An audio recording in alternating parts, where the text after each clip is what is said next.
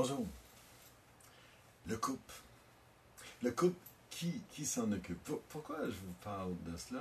C'est que dans plusieurs consultations que j'ai eues et avec des couples, c'est une question que je leur pose régulièrement. Je leur demande, entre vous deux, c'est qui s'occupe du couple? Et ils sont un peu comme stupéfaits. Je sais pas, non, c'est pas moi, non, moi non plus. Ou dans d'autres cas, on va me dire, ah, ça c'est plus elle qui s'occupe de ça. Comme si c'était son couple à elle. Et pourquoi ça devient si problématique? C'est que ce couple-là, qui au point de départ allait tout seul, parce que c'est sûr que dans les premiers temps que ce couple-là se rencontre, on n'a pas besoin beaucoup de le nourrir. Il se nourrit tout seul. Il se nourrit de cet amour-là, de cette passion-là qui s'installe. C'est la découverte de ce que l'autre est, de ce qu'il aime, de comment il est, comment il a réagi, quel film il a déjà vu, quel pays il a déjà visité, et etc., etc. Et c'est une passion qui fait que même certains couples vont dire, on a même le goût de parler la nuit, c'est impressionnant. Chemin faisant, le facteur de nouveauté, l'excitation de la découverte de l'autre et de tout ce qui s'entoure, ça devient plus ordinaire, plus... Ben oui, ça, je sais que tu as déjà voyagé à telle place. Oui, je sais que tu aimes tel genre de musique, etc. Et les choses tendent à se déposer. Et c'est là que plusieurs couples vont errer, c'est là que plusieurs couples vont être distraits de la situation qui se passe. La situation qui se passe, c'est pas compliqué.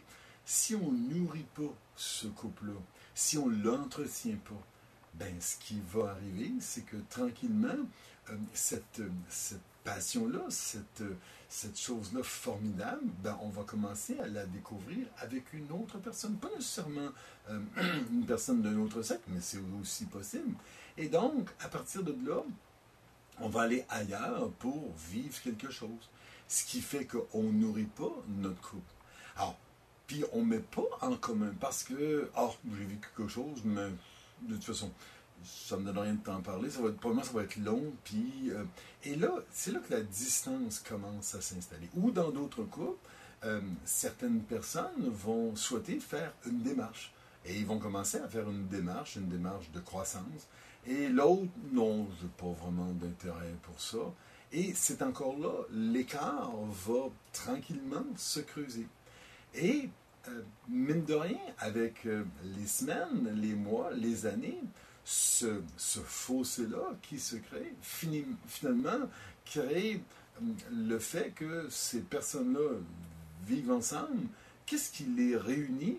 C'est leur adresse, finalement.